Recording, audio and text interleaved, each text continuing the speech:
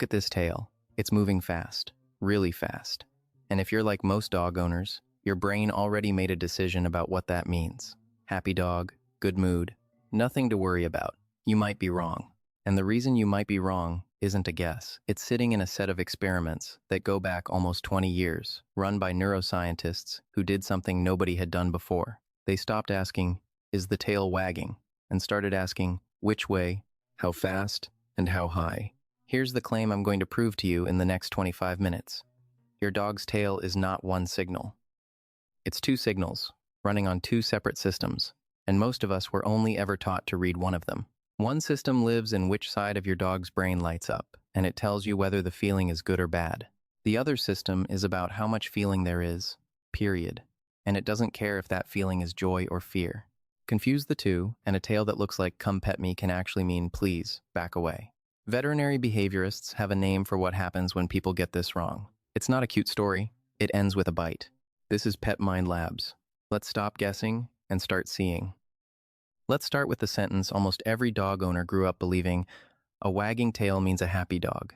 It's not exactly false, but it's dangerously incomplete, and the missing piece is the whole reason this video exists. Think about what a wagging tail means a happy dog actually claims. It claims that one moving body part carries one piece of information. Up or down, doesn't matter, moving tail, good mood. That's the assumption baked into almost every read your dog infographic you've ever scrolled past. But dogs are not built like that. A tail is a piece of anatomy connected to muscle, nerve, and this is the part that gets skipped, connected directly to the brain, wired through the same neural real estate that controls emotion. And the brain doesn't have one emotional dial. It has at least two, and they answer two completely different questions. Question 1. Is this feeling good or bad? Scientists call that valence. Question 2. How strong is this feeling, regardless of good or bad? Scientists call that arousal. A dog can be at low arousal and good valence, calm and content, half asleep on the rug. A dog can be at high arousal and good valence, thrilled, leash in mouth, you're finally home. A dog can be at high arousal and BAD valence, cornered, scared, heart hammering, three completely different emotional states. And here's the problem. If your only tool for reading your dog is the tail moving, you can't tell any of those apart. A fast wag shows up in more than one of them. So the question this video actually answers isn't, does a wagging tail mean happy? It's sharper than that. Does your dog's tail actually encode both of those questions, the good bad one and the how much one at the same time, through two different physical channels? And if it does, which channel is which? And how do you, standing in your kitchen, actually tell them apart in real time? That answer starts in a lab in southern Italy, with 30 dogs, a hidden camera, and a scientist who had a genuinely strange hunch about which side of a dog's body a tail leans toward. In 2007, a team led by Quaranta at the University of Bari ran an experiment that sounds almost too simple to matter. They brought in 30 mixed-breed dogs, 15 males, 15 females, ages 1 to 6, and showed each one at a time, 4 different things: their owner, a stranger, an unfamiliar dog that looked ready for a fight, and a cat. Then they filmed the tail, not whether it moved, which side it leaned toward while it moved. Here's what they found. When a dog saw its owner walk in, the tail wagged with a bias toward the right side of the dog's own body. When that same dog was shown an unfamiliar, clearly assertive dog, the kind of dog that makes most other dogs cautious, the tail biased toward the left. Now, why would a body part care about left versus right? Because of how brains are wired. In most animals with a spine, including dogs, the left half of the brain controls the right side of the body, and the right half of the brain controls the left side. And decades of research, first in humans, later in a wide range of animals, has tied the left brain hemisphere to approach behavior, reaching towards something, positive engagement, and the right hemisphere to withdrawal behavior, pulling back, caution, threat response. So when the researchers saw the tail lean right for the owner, that's the left brain, the approach brain lighting up and driving the muscles on that side a little harder. When they saw it lean left for the threatening dog, that's the right brain, the withdrawal brain, taking over. The tail wasn't just moving. It was leaking which half of the brain was in charge at that exact moment. That's channel 1. Direction equals valence, good feeling or bad feeling, and it's not a metaphor. It's neuroanatomy playing out in real time on the end of a dog's spine. Here's where most retellings of this story stop. A cute fact about tails, roll credits. But Quaranta's team asked a much better question 6 years later. and it's the one that actually matters for you. Does this signal mean anything to other dogs? Because if dogs can't read each other's tail lean, this is just a fun brain quirk. If they can, it's a real language.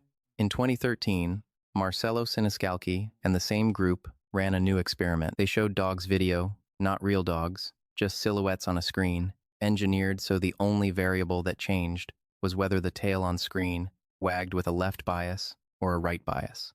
Every other cue was controlled out. Then they measured two things in the dogs watching: heart rate and a validated scale of anxious behavior, pacing, freezing, lip licking, that kind of thing. The result, in the researchers' own words, dogs watching left bias tail wagging showed higher cardiac activity and higher anxiety scores than dogs watching right bias tail wagging. Same silhouette, same speed, same amount of movement. The only thing that changed was which side the tail leaned, and the watching dog's actual heart rate responded to it. Sit with that for a second, because it's a bigger deal than it sounds. This isn't a person interpreting a dog's behavior after the fact. This is one dog's cardiovascular system, responding, involuntarily, to a two-dimensional video of another dog's tail. That's not us projecting meaning onto tail wagging. That's dogs having already agreed on the meaning, long before any of us were watching. And it explains something you've probably seen without naming it. Watch two dogs meet on a walk sometime. There's often a half second where each dog's eyes flick toward the other's tail before anything else happens. That's not decoration. That's two nervous systems doing a fast risk assessment, using exactly the channel Siniscalchi measured. Now, a fair question. A striking result from one lab, even repeated by the same lab, could still be a fluke of their specific setup. Science solves that problem with independent replication. A different team, different dogs, different country, different tools, same basic question. In 2022, a team at the Chinese Academy of Sciences, led by Yong Zhang, did exactly that, but they upgraded the method. Instead of a human squinting at video and guessing the tail's angle every few seconds like the original 2007 study had to, they built an AI eye motion capture rig, 5 high-speed cameras, and a deep learning model that tracked the exact 3D position of each dog's tail tip over 100 times per second. 10 beagles, 5 minutes a day, 3 days in a row, meeting the same unfamiliar researcher. And here's the finding that matters most for you. On day 1, meeting a stranger, the dog's tails leaned left the withdrawal side in 42% of the wagging they measured, and right in only 9%. By day 3, after the dog had simply spent a few minutes with that person on 2 previous days, the numbers had nearly flipped. Left-leaning wagging dropped to 22%, right-leaning climbed to 25%. Read what that means. The bias wasn't fixed. It moved, measurably, as unfamiliar person turned into someone I've met a couple times. The tail was tracking the dog's actual, updating emotional read of that human in real time, automatically, with no training involved. It's not a party trick. It's a live readout of trust being built. And this study did one more thing worth knowing, because it sets up everything in the second half of this video. The researchers didn't just measure direction. They measured 3 completely separate numbers for every single wag. The angle, which is direction, the amplitude, meaning how wide the swing was, and the velocity, meaning how fast it moved. 3 numbers, not 1. This is the moment to connect the dots, because up to now you might think we've just spent 10 minutes proving right good, left bad, a slightly fancier version of the rule you already knew. That's not the twist. Here's the twist. In 2024, a group of researchers led by Sylvia Leonetti, working across the Max Planck Institute and the University of Veterinary Medicine, Vienna, published a review pulling together everything science actually knows about why dogs wag their tails at all. And they said something that reframes the entire conversation. Tail wagging, in their words, is frequently associated with both positive and negative arousal, meaning the wag itself. The simple fact that the tail is moving doesn't tell you good or bad. It tells you that something is happening emotionally. Full stop. The intensity dial, not the mood dial. Now put that next to what we just built. Direction left or right is the valence channel. It's controlled by which brain hemisphere is driving, and it tells you good feeling versus bad feeling. But the wag itself, the fact that it's happening, how big it is, how fast, that's a different channel entirely. That's the arousal channel. It tells you how much is going on emotionally, without saying whether it's good. Here's why that distinction should genuinely change how you watch your dog. If direction and intensity were the same channel, then fast would always mean very good, because fast is just a bigger version of good. But they're not the same channel. They're independent. which means a tail can be moving fast, high arousal, while the direction underneath is telling a completely different story about whether that arousal feels good or bad to the dog. Speed alone can't tell you which one you're looking at. You need both numbers, not one. That's the sentence worth pausing on. Every time you've watched a fast wag and thought, wow, so happy, you were reading the intensity dial and assuming it told you the mood. It doesn't. It can't. It was never built to. There's a third piece of hardware involved here, and it's the one most people notice without ever thinking about mechanically: how high the tail is held while all this wagging is happening. The same 2024 review lays this out clearly, building on decades of prior ethology on canids. A low tail carriage, they write, is often used as a visual sign of appeasement, submission, or non-aggressive intent, and the combination of wagging plus how low or high the tail sits is, in their words, a reliable status indicator in dog-to-dog interactions. Here's the mechanical logic, and it's simpler than it sounds. A tail held high and stiff takes real muscular effort and confidence to maintain an animal that's tense, alert, and ready to engage holds itself tall. A tail pulled down and tucked is the opposite. It's a body making itself smaller, less visible, less threatening, which is exactly what an anxious or submissive animal does everywhere else in its posture. 2 ears back, body low, weight shifted away. So height adds its own information to the picture, largely about confidence and readiness to engage layered on top of the direction channel, good or bad, and the speed channel, how much. 3 moving parts, not one. Let's rebuild the tail from scratch, with all 3 parts on the table. Direction left or right lean comes from which half of the brain is in the driver's seat, and it tells you the valence. Does this feel good, or does it feel bad? Speed and height come from the general arousal system, the same physiological machinery behind a racing heart and quick breathing, and they tell you the intensity, how much is going on, regardless of whether it's good. A slow, loose wag at a relaxed, neutral height, with a slight rightward bias that's calm and content. A fast, high, stiff wag with a rightward bias that's thrilled, aroused in a good way, the "you're finally home" wag. And a fast, low, tight wag with a leftward bias that's aroused in a bad way, high intensity. Bad mood. In plain language, distress. All 3 of those can look, at a glance, like an excited tail. Only one of them actually is. Before we move to what this means for you at home, I want to show you the newest thread in this research, and I want to be straight with you about how far along it is. Science journalism has a bad habit of presenting every study as a done deal. I'm not going to do that here. In early 2026, a research team spanning the University of Vienna's domestication lab and the University of Tsukuba in Japan posted a study not yet peer-reviewed, still under review, the kind of early-stage science you should treat as interesting lead, not established fact, that tried to separate speed and size of the wag even further, using dogs in a controlled reward versus no reward setup. What they found lines up with everything we just built and adds detail. Their data suggested that wag speed tracked general arousal, the how much, regardless of whether the situation was rewarding or frustrating. But wag amplitude, the size of the swing, seemed to track valence more specifically, with wide, sweeping wags at a moderate pace showing up more in their frustrating, non-rewarded condition, which the researchers connected to negative affect. In other words, even within the intensity side of the story, there might be subchannels doing slightly different jobs. I'm giving you this not because it's settled, it isn't. The sample was small and it hasn't cleared peer review yet, but because it shows you where the actual frontier of this research is right now. Nobody serious in this field thinks wagging tail equals happy dog anymore. The real conversation has moved on to mapping exactly which measurable feature carries which piece of information. That's a very different, much more careful science than the caption under a cute video. So here's where we land, resting on the studies that are Solid Quaranta, 2007, Siniscalchi, 2013, Wren, 2022, and the Leonetti, 2024 review, 4 separate, peer-reviewed, mutually reinforcing pieces of evidence. Your dog's tail runs 2 systems. Direction reports good or bad. Speed and height report how much.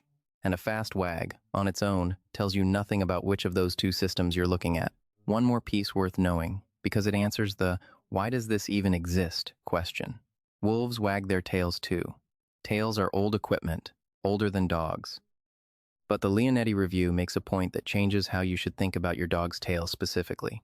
Rhythmic, sustained wagging shows up far more often, and far more energetically, in dogs than in their wild ancestor. And it doesn't take years of living with people for that gap to appear. Puppies of both species show measurably different tail behavior within the first few weeks of life, even when they're raised side by side in identical conditions by the same researchers. That rules out, dogs just learn to wag more because they live with us. It's closer to something dogs are built to do from the start. The leading explanation is domestication itself. Somewhere in thousands of years of dogs and humans selecting each other, sometimes deliberately, sometimes by accident, dogs that communicated more clearly, more often, and in ways humans found easy to read had an edge. A dog whose tail broadcasts a rich, readable signal is a dog that's easier to live with, easier to trust, easier to keep. Over enough generations, that broadcasting system got dialed up. Your dog's tail isn't just an old wolf part that happens to wag. It's closer to a feature that domestication amplified on purpose, whether or not anyone was doing it on purpose. So let's reframe the whole question this video opened with. It was never really, does a wagging tail mean happy? That question assumes a wagging tail is a single word. It's not a word. It's a sentence, built from at least 3 moving parts. And like any sentence, you can't understand it by reading one word out of 3.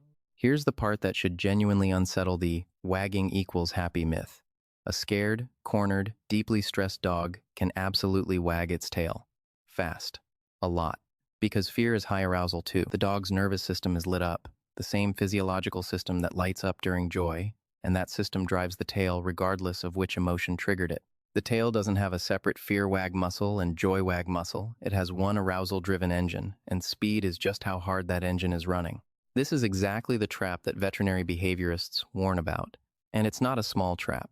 It's the actual mechanism behind a specific, well-documented kind of dog bite. The out-of-nowhere bite, where a person swears the dog seemed happy right before it happened. In many of those cases, the person wasn't lying about what they saw. They were reading real data, a moving tail, through the wrong lens. They saw speed and intensity, correctly, and mislabeled it as joy, when the direction and the height were quietly reporting the opposite. There's a related signal worth knowing here, because it shows just how much nuance this system carries. Veterinary behaviorists also describe a specific move some dogs make mid-interaction. The tail simply stops. Not slows down, stops, and the whole body goes still and a little stiff along with it. That's not the dog got bored. Clinically, it's described as a pause signal, a dog trying to hit the brakes on whatever is happening. Often when a stranger keeps petting past the point the dog is comfortable with, a wagging tail that suddenly goes rigid and motionless is arguably a louder warning than a slow tail ever was, and it's one almost nobody is watching for, because we're all trained to watch for motion, not the sudden absence of it. Think about what this actually means for the animal. Your dog has a real, functioning, multi-channel communication system built directly into its spine. It is, in a very real sense, trying to tell you exactly how it feels, continuously, without saying a word. And the culture around dogs handed most of us a 1-bit decoder moving good, still bad for a system that was broadcasting in far more detail than that the entire time. That's the real story here. Not, scientists debunk cute myth. It's closer to, your dog has been more honest with you than you've been equipped to notice. There's an uncomfortable flip side worth naming honestly. If a fast, energetic wag can mean fear instead of joy, then a lot of moments that got filmed, captioned, happiest dog ever, and shared online may have actually captured an animal in genuine distress, greeted by strangers at a party, swarmed by excited kids, cornered for a photo. Nobody involved meant any harm. They just didn't have the vocabulary yet. That's not a reason to feel guilty about old videos. It's the exact reason this vocabulary is worth learning now, going forward, especially for anyone who works with, fosters, or regularly meets dogs that aren't their own. So let's make this usable, a field guide for reading the 2 dials in real time, starting tonight. Remember, the lean is measured from the dog's perspective, not yours. If you're facing your dog, their right side is on your left. A wag with a clear bias toward the dog's own right, which, facing you, will look like it's biased toward your left, leans toward positive. A bias toward the dog's own left leans toward negative. In practice, this one is genuinely hard to catch with the naked eye in fast, symmetrical-looking wagging. It was subtle enough that the original study needed careful frame-by-frame video. So don't stress about nailing this one perfectly. Use it as a tiebreaker, not your main tool. This is the one you can actually see reliably, every time, from across a room. A tail at or below the natural resting height for your dog's breed, especially if it looks tight or tucked, is leaning toward appeasement, submission, or fear, even while it's wagging quickly. A tail held at a relaxed, neutral height, with loose, easy movement, is your calm, content baseline. A tail held high, especially if it's stiff or curved into a tight arch over the back, means high arousal and high confidence, which is a great sign in a happy context, and a warning sign in a tense one. Here is the single most important habit to build from this entire video. When you see a fast wag, do not ask, "Is my dog happy?" Ask, "How intense is this moment for my dog, and is the rest of the body relaxed or tense?" Speed alone is a volume knob, not a mood ring. A fast wag paired with a loose, wiggly body, soft eyes, and relaxed ears is high, positive arousal, genuine excitement. A fast wag paired with a stiff, frozen body, a low or tucked tail, ears pinned back, or a closed, tense mouth is high, negative arousal. And that combination is precisely the pattern veterinary behaviorists flag as a real risk sign, sometimes right before a bite. Picture the moment this actually matters. A dog meeting a stranger at the door, tail going fast, and the stranger reaches straight for a pat, because the tail's wagging. It must be friendly. If that fast wag is riding on a stiff, lowered body, that's exactly the scenario veterinary behaviorists describe as commonly misread, friendly intent assumed, when the dog may be doing everything in its limited vocabulary to say the opposite. That misread is where bites happen. Teach this one rule to every kid, guest, and dog sitter in your life. Never approach a fast wagging tail without checking the body underneath it first. The full read takes about 2 seconds once you know what to look for. Height. First, where does the tail naturally sit right now? Speed. Second, how much energy is behind the movement? Body. Third, is everything else loose or locked up? Direction is the bonus round for when you can actually catch it. You don't need a slow-motion camera to use this system. You need about 3 seconds of honest looking before you decide your dog is asking for affection versus asking for space. If you read the fast, low-stiff combination, high arousal, negative valence, the right move is the same one you'd use with any stressed animal. Lower the pressure, not raise it. Don't lean in, don't loom over the dog, don't grab for a hug. Soften your body, look slightly away, and give space. Let the dog choose to close the distance if it wants to.